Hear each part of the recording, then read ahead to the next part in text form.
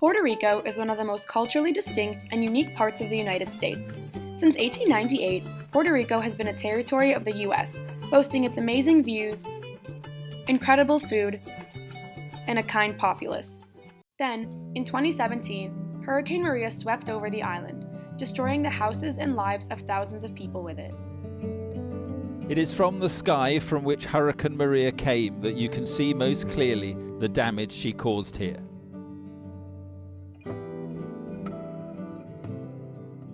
They know it will be a long, painful and expensive ordeal.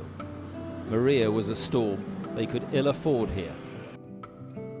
At New and North, we're very lucky to have some of the most amazing career tech ed programs, one of which is our carpentry program. After hearing about this devastating news, they made the choice to use their resources and skills to help by planning a service trip to rebuild houses. Months before the trip, the students prepared in many different ways. They got together and watched films discussing the hurricane. They also spoke with Puerto Rican Spanish teacher Ana Tellado and Fire Chief Israel Jimenez to hear some first-hand experiences. Finally, the students designed and sold shirts and planned a fundraiser night to gather some final funds for the trip. After the long months of anticipation, their life-changing journey began. The students arrived in Puerto Rico excited and eager to work. In partnership with the St. Bernard Project, the students had a week full of volunteering ahead of them.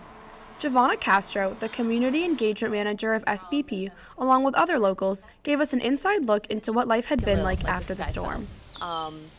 In Puerto Rico, we don't have the 4 seasons. We are not used to seeing the trees without leaves in winter, but that's exactly what happened. The winds were so intense that all of the leaves got blown away. It looked like a bomb had gone off. Estaba en mi casa, en el apartamento, en un piso 10, y todo temblaba ahí como que si fuera un terremoto. O sea, fue una fuerza muy grande, eran casi 300 kilómetros por hora de la velocidad del viento, y entonces tuvimos que, es más, la puerta no abría ya después que el huracán estaba y todo estaba con la presión del aire.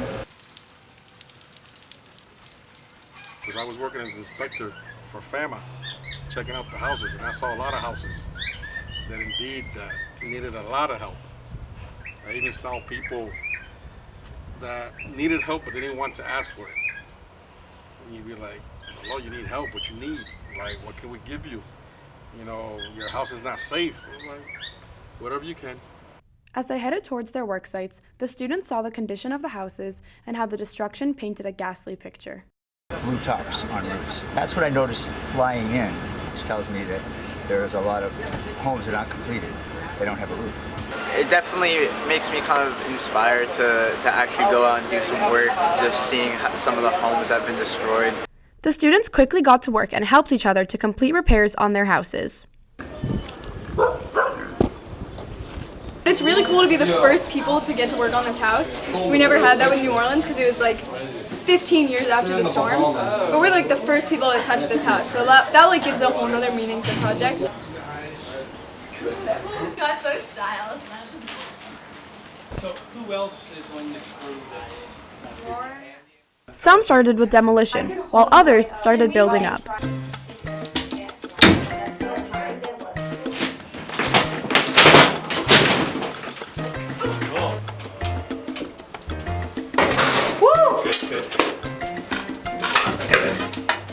Today we were working on the drywall, putting it up on the ceiling. We got like a third of this room set up. Hopefully we can finish it.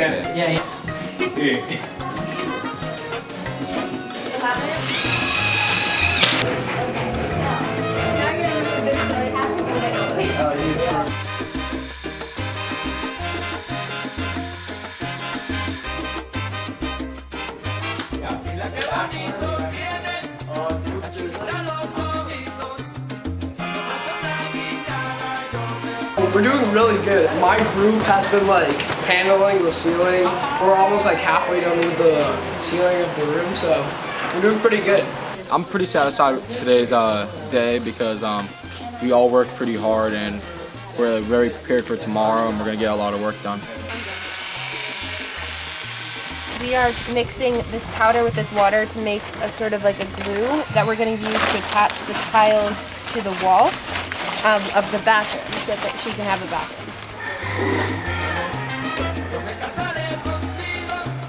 So the next time we do this, we'll make a copy of this here. Drop that down. We're just cleaning in between the tiles so that we can like put the grout in, because we can't have dirt in between them or else the grout won't work. Well,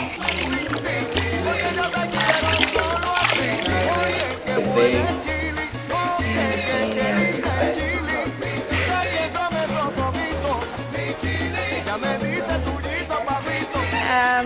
Filling all the holes with wood glue so that when we paint over them it won't be bumpy, it'll be smooth.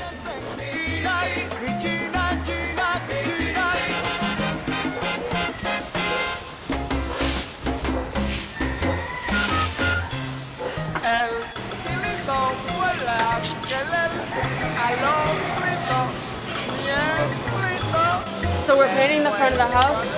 It's difficult because we have to like push the roller as we try to like roll it up and down the roof. And I'm short, so I can't really reach.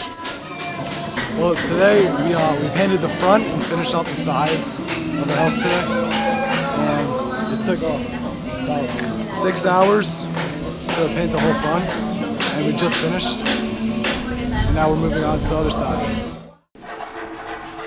The work the students did was crucial because after the storm, the help from the government was not enough.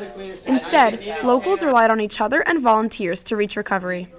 There was this sense of solidarity of everybody went through this. It's a national experience, and something that was very beautiful that I saw was that people really went out of their way, went out to the streets to help each other out. Unos ayudando con otros porque el gobierno no daba abasto, no estaba preparado para una situación como esa. After a long week of work, the students took a moment to reflect on the volunteering they had done. I guess I'd say it's definitely worthwhile because not only does it feel good and it's like a good thing to help out people who are in need, but it's also just a fun trip. You get to experience new things, see a new city, as well as build relationships with the people that you're on, because you're stuck with them for a week, so you get to know them pretty well. I feel like every time I do a service trip like this and I help some like organization or some group, it's not nearly as personal as this trip has been for me. After meeting the homeowner and getting to know her over the first day and a half or so, it really changes the way you look at volunteering. It really puts a face to who you're like actually helping. A lot of people think that they come here and they help other people and they're like, oh, I'm such a good person for helping other people. But it's more that Puerto Rico helped me because like I benefited from this trip. You know, I got to come to Puerto Rico, I got to help build houses, I got to meet people, I got to experience a lot of things. So it's like a give and take.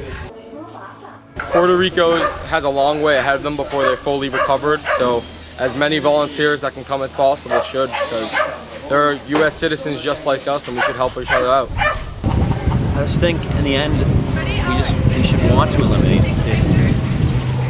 We should want to eliminate the conditions that people are living here in our country, in our community, and in